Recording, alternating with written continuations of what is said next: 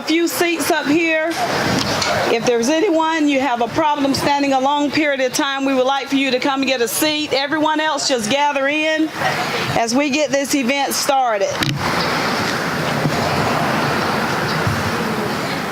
We have a few more chairs up front. About 5 more chairs.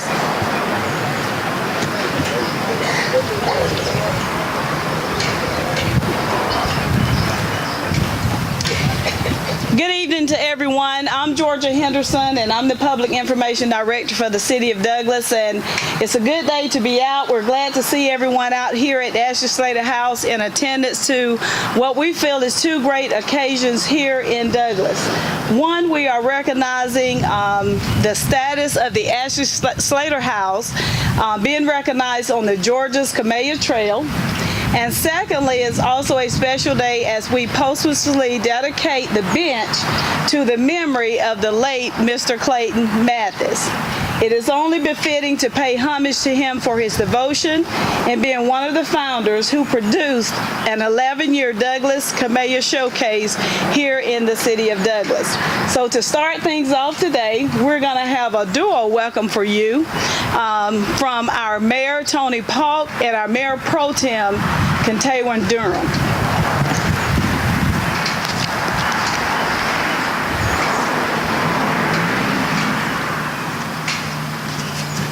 Good evening, everyone. Good evening, everyone. Good afternoon, everyone, I mean. That's a good bit of laughter. My name is Kentawan Durham. I am the Mayor Pro Tem. This is our Mayor of the City of Douglas, Mayor Tony Paulk. And we would like to welcome you to our wonderful City of Douglas and to the Camellia Garden Recognition and Bench dedication. This occasion is very special as the historic facility, the Ashley Slater House, has gained status by being one of the places listed in Georgia's Camellia Trail. Today is a special day also because we are gathered here to pay homage to the late Mr. Clayton Mathis during this bench dedication. We appreciate each of you taking the time out of your busy schedules to join us. Welcome.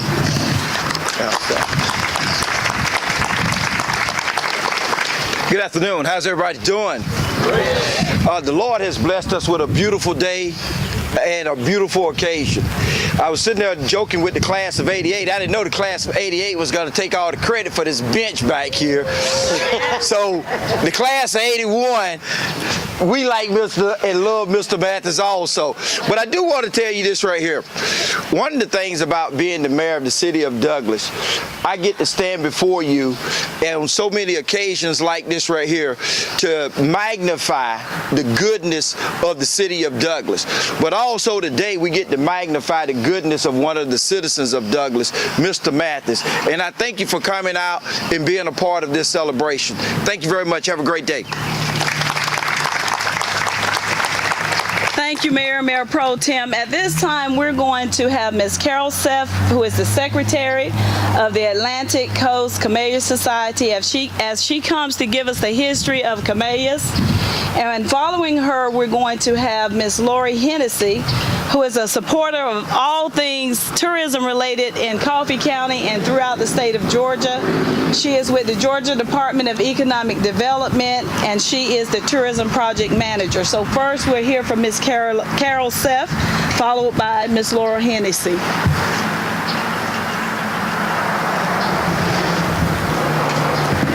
Thank you so much.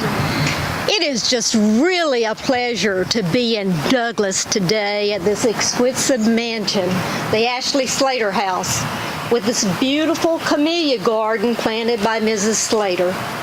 What an honor to be gathered in this setting to formally celebrate the addition of the Slater House to the Georgia Camellia Trail and to witness the dedication of a park bench, a memorial to a dear friend, Mr. Clayton Mathis.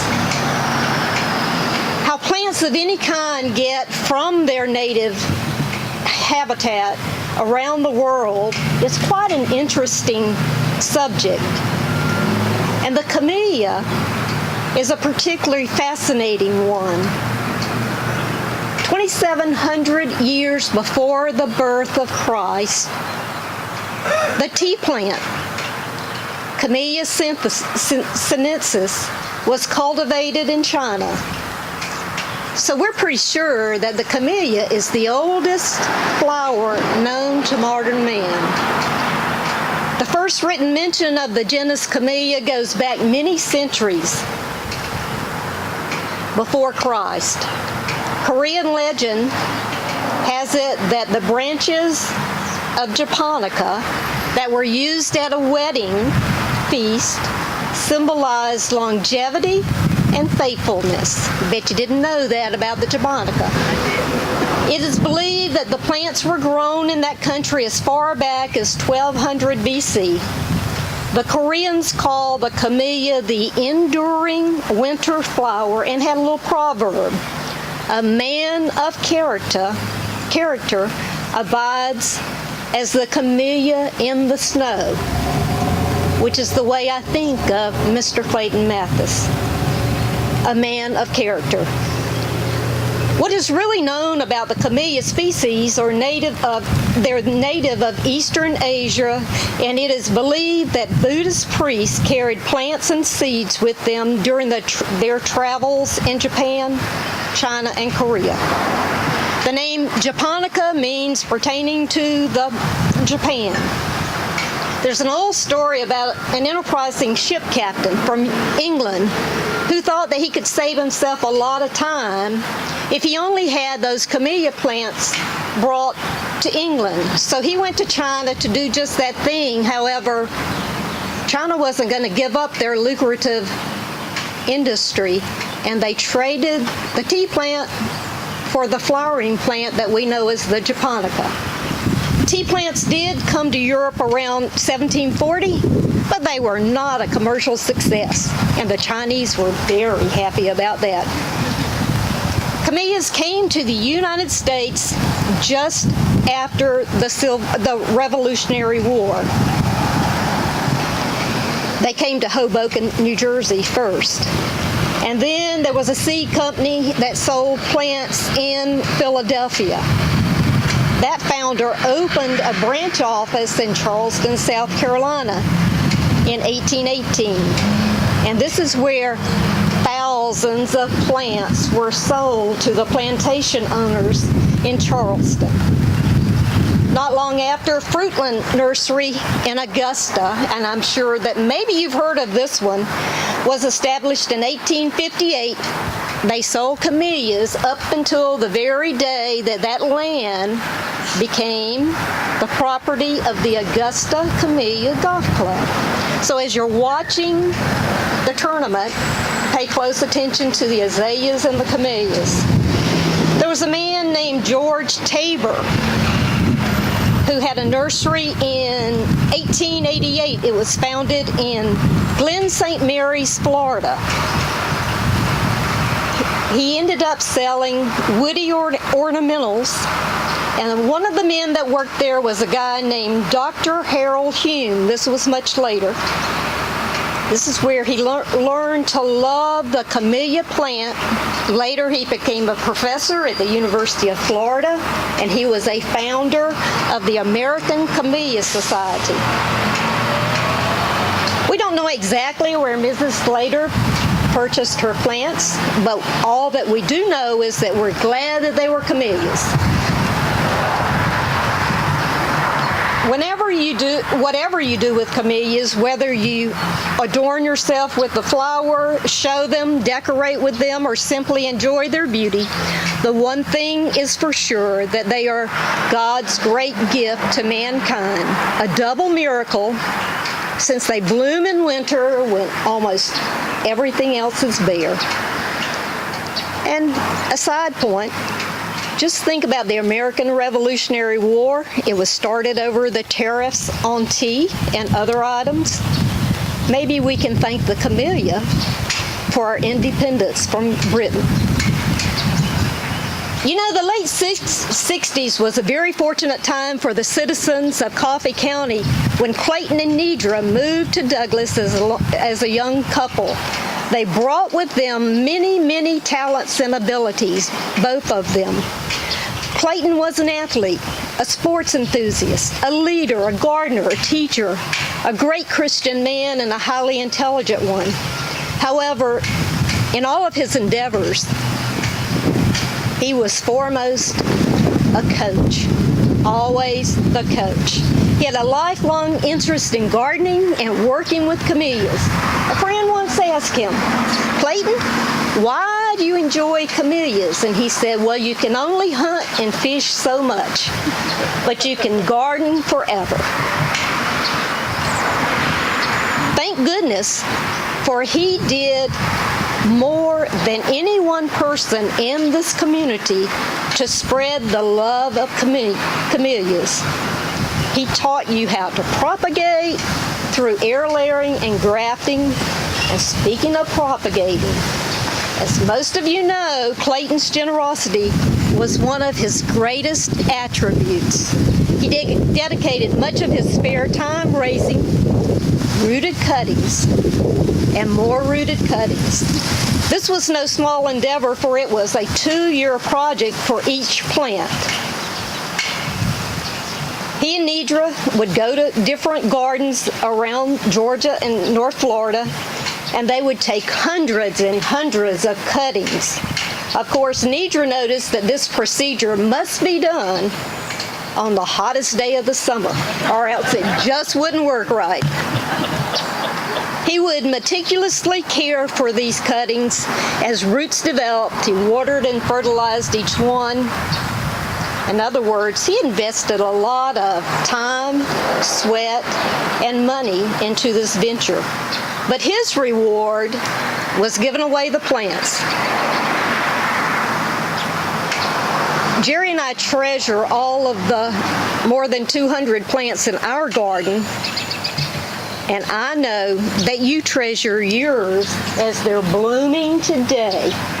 And all this week, they've just been gorgeous. Thank you, Clayton Mathis. Clayton was a member of the American Camellia Society for over 40 years.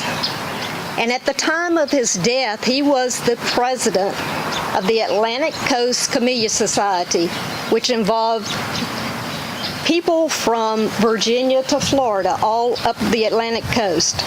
He was a proud master gardener, and as someone said, for 11 years, he was one of 3 people who sponsored the show in Douglas. Now, this was not just an ordinary show for people from out of town, because we might miss some shows. We were not going to miss Clayton's show. We could not let him down. It may be that it was Clayton's show, or it might have to do with the snacks from Holt's Bakery. I'm not sure. Exhibitors never wanted to miss it. And it was a very, very sad day for Clayton Mathis when that show no longer existed. However, the people in Quitman snatched him up and said, "Okay, we're sorry, but..." So the people in Quitman were just ready to get their show going again after being there was like a 20-year absence. Clayton and Nedra were right there to help us. He became our head judge because of his expertise.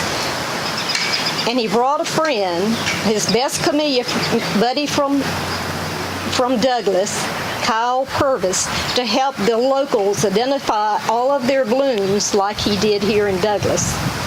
Let me tell you, even though Clayton was committed to the Quitman show, he never got over not having that Douglas show. Clayton was the ultimate coach in all of his undertakings. He had a knack for bringing out the best in each person, and he gave one the confidence to do the impossible. It was his duty as vice president in charge of programs of the Atlantic Coast Camellia Society to find interesting topics for the annual convention. He asked me to speak And I thought, oh my goodness. And he said, and your topic will be Betty Sheffield. Well, what do you tell Coach Mathis when he asks you to do anything, whether you were his student or what? So all I could say was, yes, sir, I'll do my best. Well, we researched the story, and it evolved a beautiful, beautiful story that Bruce Green of the Tourism Department of Georgia is now making into a screenplay. So that's due to Coach Mathis. Clayton always gave others the credit and the glory for things he initiated. He was humble, yet he was courageous, and he was always looking out for the underdog. He loved people and their histories, and he always made one feel as you was that very best friend. I know many of you felt that deep friendship with Clayton Mathis. He constantly beamed with pride when talking about Nedran and their daughter Elizabeth. They were his source of inspiration and of his solace. He was the ultimate coach, and his influence in my life, as his influence in your life, made us all want to be the very best person that we could be. He loved Camellias, but he really cherished the friendships of each of the people that he met. He loved Coffee County High School. He loved all the accomplishments from the students and the staff, but he really loved the students. He taught us the joy of living and the joy of giving, and as he lived each day, he put others first. Today we celebrate the Camellia Trail, the Camellia, and we especially celebrate the life of Coach Clayton Mathis. Thank you.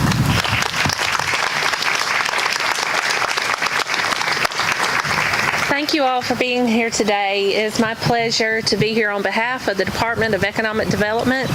We are thrilled to unveil today the Ashley Slater House as one of the 30 statewide locations as part of the Georgia's Camellia Trail. This started as a project with Mr. Bruce Green, who was our product development director at the time, and he came to us and said, hey, I need your help. We need to locate these places, these gardens in your region. And I immediately thought about the Ashley Slater House and Mr. Clayton's influence in our community and with the Camellia itself, and put Bruce Green in connection with Georgia, and they started working on it, and now Ashley Slater House is one of the 2 only locations in our 24 county region, which is a very big deal. And so I'm thrilled to be here today to say congratulations to Georgia and to Blondell and to the mayor and commission, and congratulations to you all, because we have this beautiful tourism product now that we will be marketing and promoting, and encouraging people to come to our community to visit here.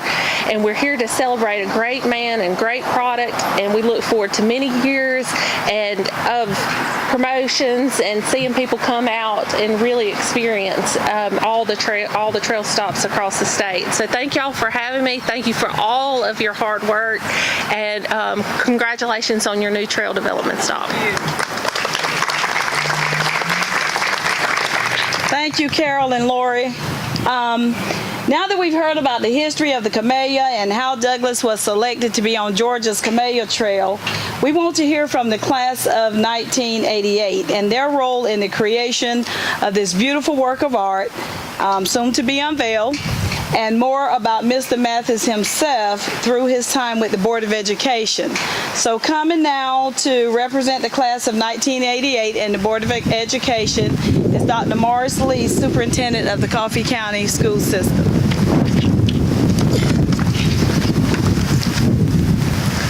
Thank you.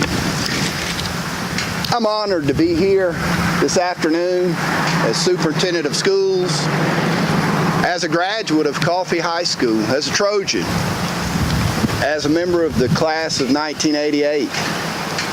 and having been a student under Mr. Clayton Mathis and his tutelage as principal at Coffee Junior High, we were with Mr. Mathis for 7 years, or 7 years total. We were with Mr. Mathis. We were with him at the junior high, and then we were with him at the high school. And we were the only class. We felt like that makes us special because we were the only class to have him as our junior high principal and then also our high school principal. So I think our classmates feel like we're somewhat special in that regard. I'll say I was superintendent in Wayne County for a couple of years in Jessup, Georgia, and came back to my office one day, and my secretary at the front desk said, "Your principal came by here." I said, "What do you mean my principal?" I thought it was one of the principals. She said, "No, your high school principal came by here." And I went back to my desk and found on my desk a card from the Camellia Society, and it was Mr. Mathis's card he had left there on my desk, and I called him and we had a great talk, and it was an honor to get to talk to him then. And I couldn't help but think the way that Mr. Mathis nurtured camellias, but more importantly, he nurtured people, and he grew people. In preparation for this, I thought, well, I'll reach out to some of my classmates. And technology, it can be a pain because it seems like we're working all the time now, but it's also amazing for collecting information. And so I used technology the last couple days to get some comments from some of my classmates from the class of 1988, and this is what they said. He had a tough love attitude and wanted you to help yourself academically. He was academics first, and he expected us to help ourselves and to get it done. Did not play favoritism, only expected the best from his students, was fair and balanced, led by example, exemplified excellence. In Mr. Mathis's school, you knew who the principal was. Move it along, people. Move it along, people. You could hear him as you walked the hallways. He demonstrated high morals and values and was given tough assignments. He produced and oversaw many great graduating classes. One of my particular classmates started this thread in which he started sending the occupations of some of the graduates of Mr. Mathis's classes from Coffee High. We have people who are successful in sales of all sorts, pharmaceutical sales, managers, trucking and logistical owners and operators, doctors, nurse practitioners, nurses, surgeons, accountants, teachers, college professors, PhDs, Army officers who are now retired, and soldiers in all branches, lawyers, sales representatives, principals, school superintendents, good mamas and daddies, and grandparents, preachers, city officials, leaders and city planners, pharmacists, farmers, workers. I added this one, doers, successful entrepreneurs, restaurant owners. But most importantly, Mr. Mathis cultivated good people. He just wanted us to be good people. He was well respected and always remembered your name. And always had a memorable story to make you feel like you mattered. And I like this. One classmate said he made you feel like you mattered in this big old world. He was a diehard Trojan fan. And he was always at the events. And one classmate said, be sure to mention baseball because he loved baseball so much. But I tell you, I think he really got it. He was academics first, but he understood that athletics are an important part of the academic program. And that young people who are successful in athletics graduate from high school. And a lot of them go on to do great things. So I think he really understood the importance and the balance between academics and athletics. His impact will be seen for generations to come, one of my classmates said.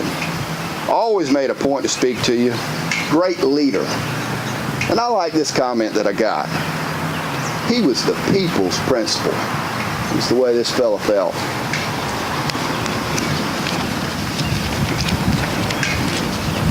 closing, I'll say personally, he was someone I looked up to and looked to for advice.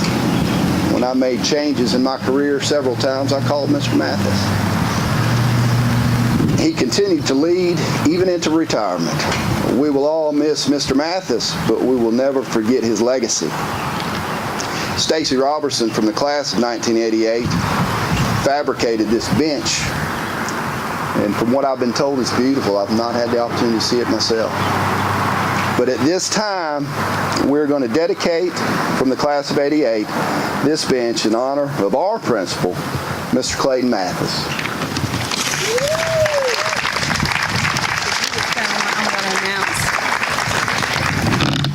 At this time, we're going to ask if any of the more members from the class of 1988 is here and would like to stand behind the bench. Elizabeth Mathis, if she would come up representing the Mathis family on one end. Our mayor, commission, any other city officials here who would like to come up to be a part of the unveiling. Just kind of hold it on the side. Any more class of 1988? Y'all get in here tight. Why don't you do it up?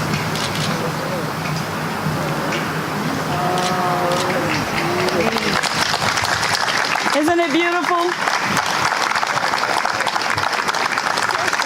Stacy Robertson, you're not on the program, but if you would come up, we want you to say a few words about the time and this work of art that you have created. He's back here. We just have to have you say a few comments today. I'm honored. You're short. Clayton Mathis was just a great man, and was saddened when heard that he passed, and me and Patty were talking, and we have a group on Facebook, Class of 88, and we're like, what can we do for Clayton Mathis and all that he's done for us? Would tell you a story, don't have the time, but if you ever have the time, I'll probably cry when I tell it, but I'd love to tell you a story about what he means to me. But anyway, we were thinking, what could we do? And we were talking, and I said, well, we could have people donate. We'll get up the money. We know he loved camellias, and we'll do something to say that, something that will last, showing his love for camellias and our love for him. And thank you.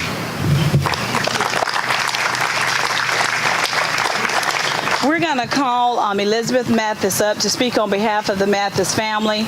And following her, we're going to call upon Reverend Don Dilly with the First Presbyterian Church to come and do the blessing of the garden.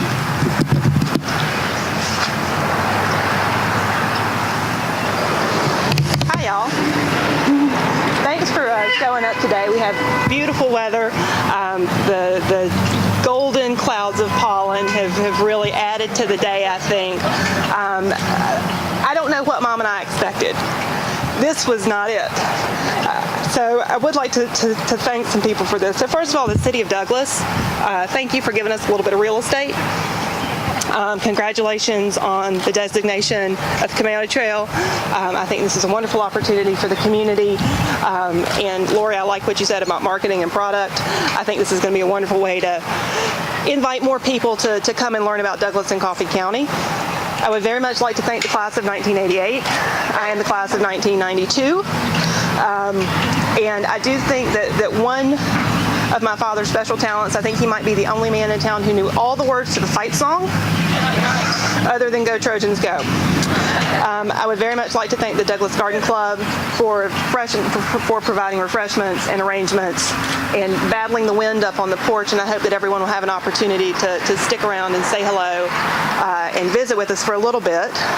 Thank you to Carol Self for that wonderful history of camellias, and to Morris for his remembrances of my father.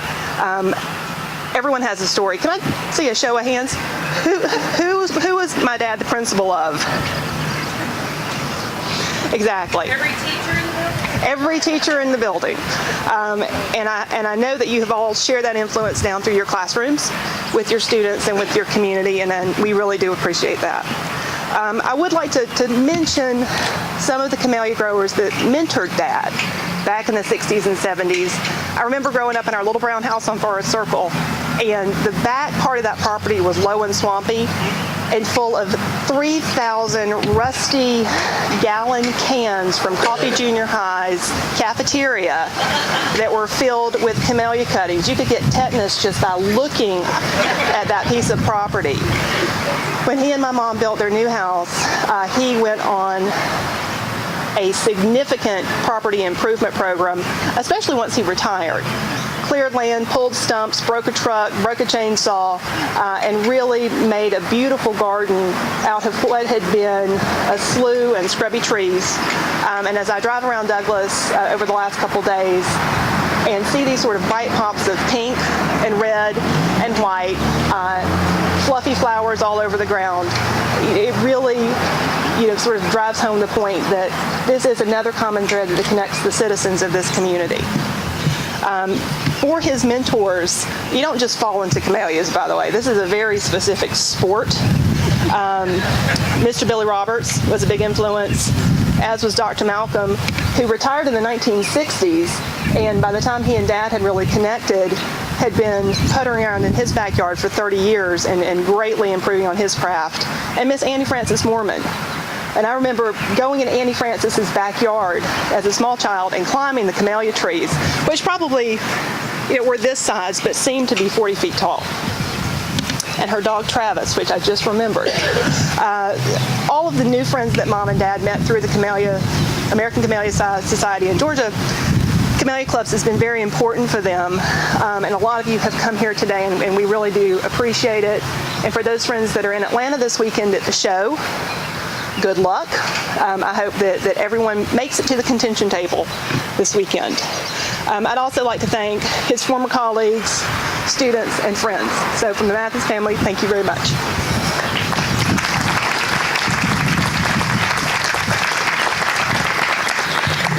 At this time, I know we do have some leaders here in the community. Before I give acknowledgments toward the end, we want to take some time to see if anyone from the city, county, or school board would come up and like to have any additional comments.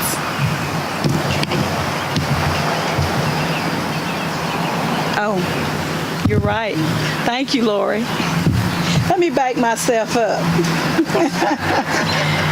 We're going to call on Reverend Dunn Dilly to come to, excuse me?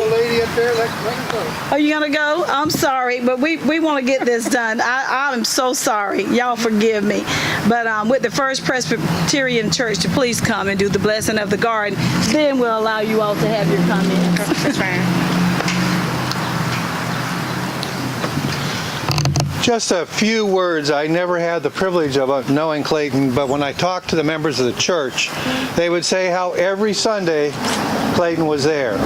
And Clayton was a very important member of our church, and we give great thanks for that. So with that understanding, let us take a minute and bow our heads and do a blessing. Oh, dear Lord, when you made us, you gave us a garden. You told us to go and care and be stewards of that garden. Oh Lord, you loved the garden. Your last free act in this world was going to the garden to pray and to just be. And oh Lord, your disciples used the image of the garden to talk about the miracle of the resurrection. About how when a plant dies, it leaves its seeds that grow and carry on. And we have been inspired this morning by the stories of Clayton.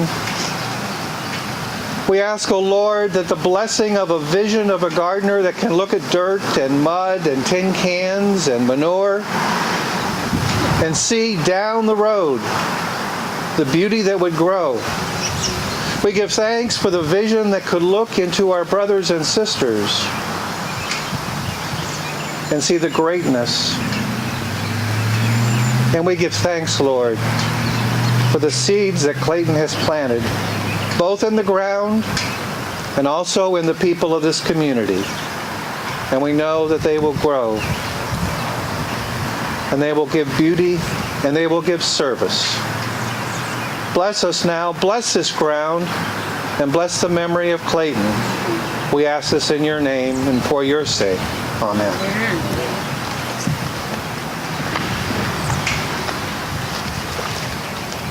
Good afternoon. Clayton Mathis was my friend, and he held a special place in my heart. When schools desegregated, I was already employed at the Carver High School, and a year later he came in as assistant principal, and we connected. All of the things that has been said about him is true. He was a people person. He loved the children, and he could remember all the names. He could remember all of the events. He loved the staff. He was concerned about them. As my husband and I built a house over 40 years ago, and I was going to do some planting, he said, "No, Miss Leola, just wait." And he came out, and he analyzed, and he scrutinized, and I had camellias everywhere. But in short, he will forever have a special place in my heart.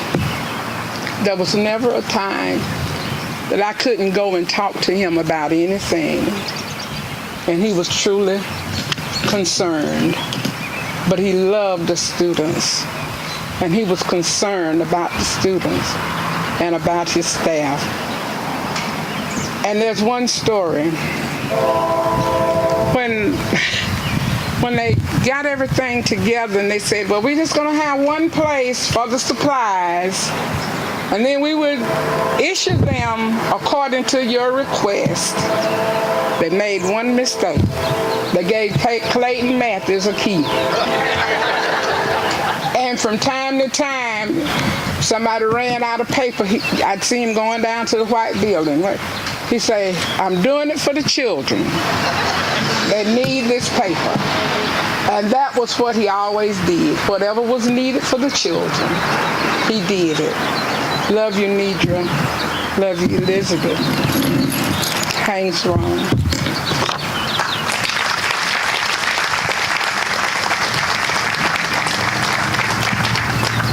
No other remarks? Just to offer some acknowledgments before we depart today, we'd like to thank the Douglas Garden Club for their sponsorship of the floral arrangements and the refreshments. The Garden Club has also surprised us today with a mini Camellia show throughout the first floor of the Slater House. The Camellias are from the gardens of Nidra and Clayton Mathis, Marie and Fred Bender, Ginger Diamond, Jeanette and Guy Mormon, and Clara and Dewey Hayes. Thank you for snipping these beautiful species for our eyes to behold the splendor of God. Before we close and enjoy the inside mini Camellia tour and refreshments, again, we can't leave without thanking Mr. Stacy Robertson for the magnificent work of art that our garden is going to behold here today for many to come and enjoy. Whenever it was put out, we already have people coming to take pictures.